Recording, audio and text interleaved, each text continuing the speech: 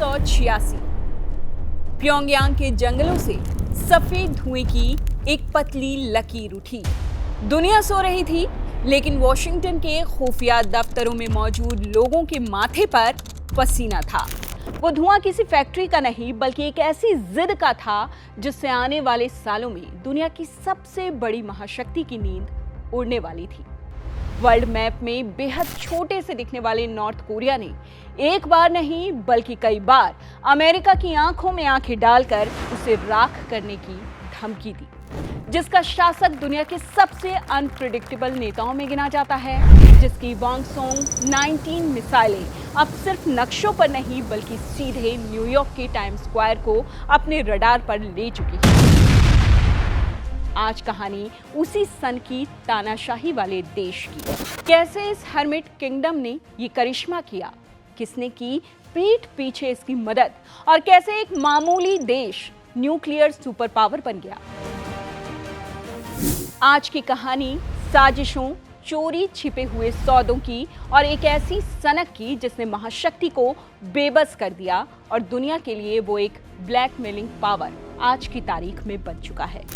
इस वक्त जहां पूरी दुनिया की नजरें ईरान और अमेरिका के बीच बढ़ते तनाव पर हैं, अमेरिका बार बार कहता रहा है कि ईरान का न्यूक्लियर प्रोग्राम उसके लिए खतरा हो सकता है, लेकिन इसी दुनिया में एक देश ऐसा भी है जो ना किसी परमाणु नियम को मानता है, ना किसी संधि का दबाव लेता है और खुलकर अमेरिका को परमाणु हमले की धमकी देता है, और फिर भी उस पर सीधा हमला करने से यूएस बचता रहा है। वो देश है नॉर्थ कोरिया। आखिर नॉर्थ कोरिया ने कैसे किया ये कारनामा? पूरी कहानी चलिए आपको सुनाते हैं।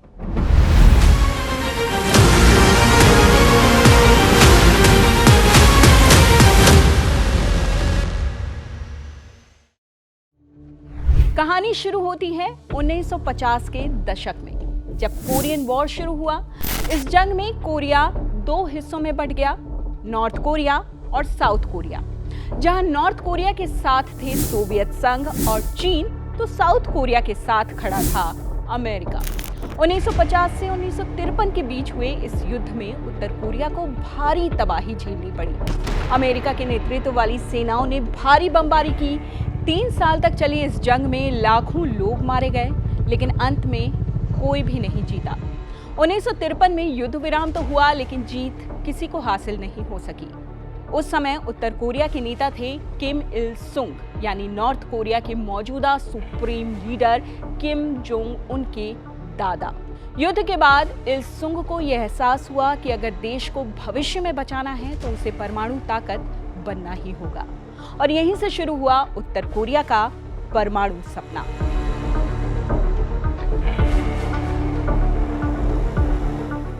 जंग में बुरी तरह तबाह हो चुके उत्तर कोरिया को यह समझ आ गया था कि अगर टिकना है तो ताकत चाहिए। बस यहीं से एंट्री होती है सोवियत संघ की। 1960 के दशक की शुरुआत में उत्तर कोरिया सोवियत संघ के पास पहुंचता है और न्यूक्लियर टेक्निक बनाने में उससे मदद मांगता है, लेकिन उसे सलाह मिलती है कि पहले वो मिसाइल बनाने में महारत हासिल करे। जिसके बाद सोवियत संघ उसे Scud missile, Luna M launcher, P-15 Termit, जो सतह से जहाज पर मार करने वाली मिसाइलें थी, S-2 सोप का देता है। उत्तर कोरिया सोवियत स्कर्ट मिसाइल की रिवर्स इंजीनियरिंग करता है और उसे बदलता है नोडोंग-1 मिसाइल में। उत्तर कोरिया को सोवियत संघ न्यूक्लियर रिसर्च टेक्निक भी देता है और उसके वैज्ञानिकों को बाकायदा ट्रेंड करता है। 1965 में सोवियत संघ ने उत्तर कोरिया को प्योंगयांग परमाणु अनुसंधान केंद्र स्थापित करने में मदद की, जिसमें एक IRT-2000 रिसर्च रिएक्टर शामिल था, जो 1967 में पूरा हुआ।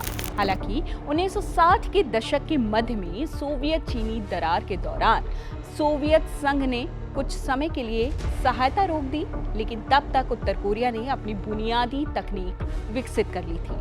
माना जाता है कि सोवियत का इरादा इसे शांतिपूर्ण ऊर्जा तक सीमित रखने का था, लेकिन उत्तर कोरिया के दिमाग में तो कुछ और ही चल रहा था। 80 के दशक तक आते आते उन्होंने चुपके से प्लूटोनियम बनाने की क्षमता विकसित कर ली थी। सोवियत संघ को भनक तो थी, लेकिन उसे लगा ये कि ये बच्चा कभी भी बड़ा नहीं हो पाएगा। यही दुनिया की पहली और सबसे बड़ी गलती थी। 1986 में उत्तर कोरिया ने एक न्यूक्लियर रिएक्टर चालू किया जो कि प्लूटोनियम बना सकता था और ये परमाणु बम का मुख्य ईंधन होता है। 1990 तक नॉर्थ कोरिया इतना ज्यादा प्लूटोनियम बना चुका था कि उससे 1 या 2 परमाणु बम बनाए जा सकते थे और इस पूरे दौर में चीन ने भी उत्तर कोरिया को राजनीतिक और आर्थिक सहारा दिया, जिससे उसका सिस्टम चलता रहा।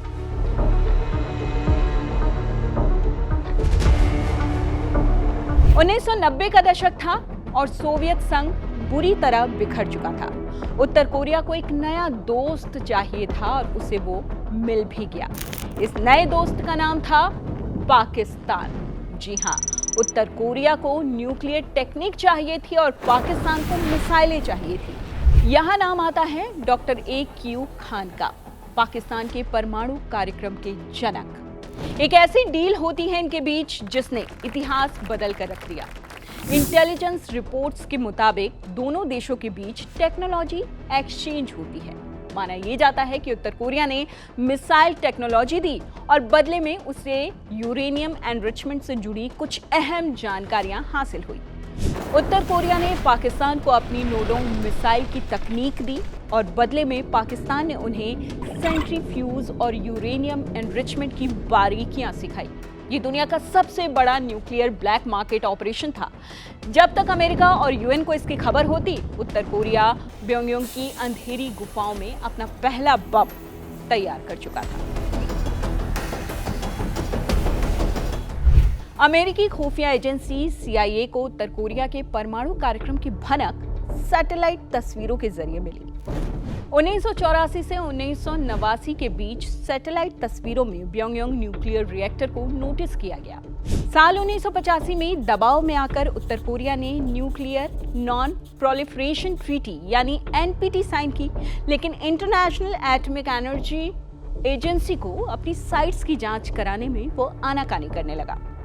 पहली बार 1992 में IAEA के इंस्पेक्टर्स को जांच करने की हरी झंडी उत्तर कोरिया ने दी। जांच में ये बात सामने आई कि उत्तर कोरिया ने जितना प्लूटोनियम दुनिया को बताया उससे कहीं ज्यादा बनाया था। सैटेलाइट तस्वीरों में ऐसी सीक्रेट साइट्स दिखी जहां परमाणु कचरा यानी न्यूक्लियर वेस्ट छिपाए गए थे। जब IAEA ने इन साइट्स की जांच की अनुमति मांगी तो उत्तर कोरिया ने साफ इनकार कर दिया, जिससे अमेरिका का शक यकीन में बदल गया।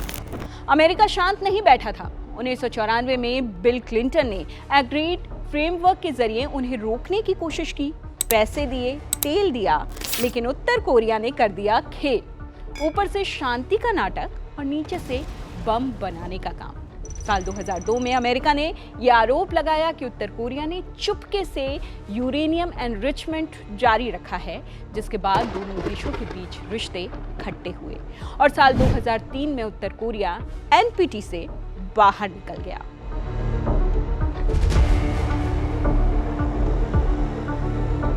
अक्टूबर साल 2006 धरती कांपी और उत्तर कोरिया ने अपना पहला परमाणु परीक्षण कर दिया। दुनिया सन्न रह गई। यूएन ने कड़े आर्थिक प्रतिबंध लगा दिए। अमेरिका ने खूब धमकाया, एक्सेस ऑफ इविल तक कहा, लेकिन किम परिवार का एक ही मंत्र था, अगर हमारे पास परमाणु बम है तो हमें कोई छू भी नहीं सकता। अमेरिका की धमकी उनके लिए और भी ज्यादा हथियार बनाने का ईंधन बन गया। साल 2009 में दूसरा परीक्षण किया गया, जिसमें उसने यूरेनियम एनरिचमेंट की ताकत एक बार फिर से दुनिया को दिखाई। साथ ही ये भी साफ हो गया कि उत्तर कोरिया अपना परमाणु प्रोग्राम लगातार आगे बढ़ा रहा है।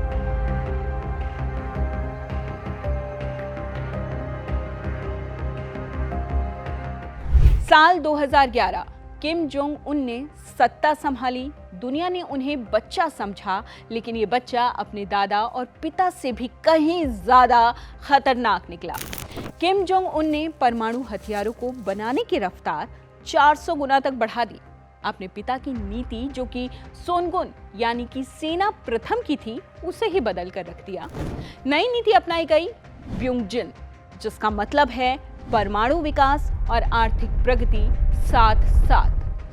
किम ने सॉलिड फ्यूल वाली मिसाइलों जैसे वॉन्गसॉन 18 और वॉन्गसॉन 19 पर जोर दिया, जिसे छिपाना आसान है, तेजी से लॉन्च करना और भी ज्यादा आसान है।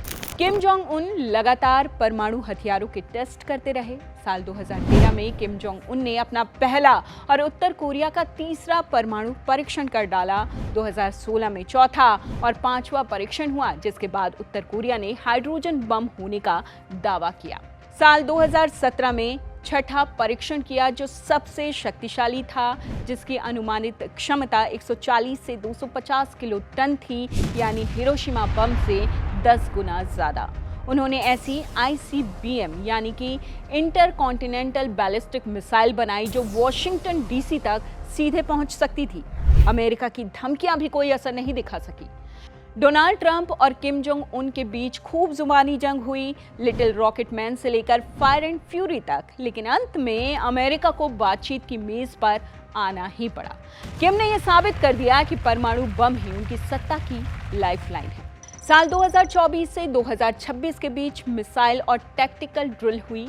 उत्तर कोरिया ने हायल नामक अंडर वाटर न्यूक्लियर ड्रोन और पनडुब्बी से लॉन्च होने वाली मिसाइलों का सफल परीक्षण किया और ईरान के साथ अमेरिका इजराइल की जंग के बीच उत्तर कोरिया ने फिर से कई बैलिस्टिक मिसाइल टेस्ट किए। दुनिया के बड़े नक्शे पर भले ही उत्तर कोरिया बहुत छोटा सा दिखता हो, लेकिन महाशक्ति अमेरिका उसे हल्के में कतई नहीं लेता। दो बड़ी वजह है इसके पीछे। पहली, उत्तर कोरिया की वॉन्गसॉन 18 और 19 जैसी मिसाइल, जिसकी मारक क्षमता 15,000 किलोमीटर से अधिक है। सीधा सा मतलब है न्यूयॉर्क, वॉशिंगटन DC और लॉस एंजलिस कभी भी इसके निशाने पर आ सकते हैं, और वो भी बेहद आसानी से। दूसरी वजह है तानाशाह किम जोंग उन, जिसे बेहद सनकी शासक माना जाता है, बेहद अनप्रिडिक्टेबल लीडरशिप जिसकी मानी जाती है। किसी को नहीं पता होता कि उसका अगला कदम क्या होगा। लेकिन असली वजह यह है कि अमेरिका के लिए हमला करना कतई आसान नहीं, क्योंकि साउथ कोरिया की राजधानी सियोल तुरंत खतरे में आ सकती है, और चीन का फैक्टर भी इस पूरे समीकरण को बेहद जटिल बना देता है। एक अनुमान है कि उत्तर कोरिया के पास 20 से लेकर 60 के बीच परमाणु हथियार हो सकते हैं। साथ ही वो साइबर हमलों और क्रिप्टो चोरी के जरिए प्रतिबंधों से बचने की कोशिश करता रहा है। रूस के साथ उसकी बढ़ती नजदीकियों ने पश्चिम की चिंता और भी ज्यादा बढ़ा दी है। उत्तर कोरिया अब सिर्फ एक देश नहीं, बल्कि एक परमाणु सच है, जिसे दुनिया को स्वीकार करना ही पड़ रहा है। क्या ये हथियार सिर्फ आत्मरक्षा के लिए हैं, या फिर ये किसी बड़ी तबाही की आहट है? आपकी क्या राय है? हमें कमेंट सेक्शन में जरूर बताइए। तो ये थी उत्तर कोरिया की पूरी कहानी। कैसे उत्तर कोरिया ताकतवर बन गया कि अमेरिका भी अब उसे आंख नहीं दिखा सकता। ये कोई 1-2 दिन, 1-2 साल या 17-18 सालों की कहानी नहीं है, बल्कि ये दशकों की कथा है, जो उत्तर कोरिया को आज इस स्थिति में ले आया है कि अमेरिका भी उससे अब डरता है।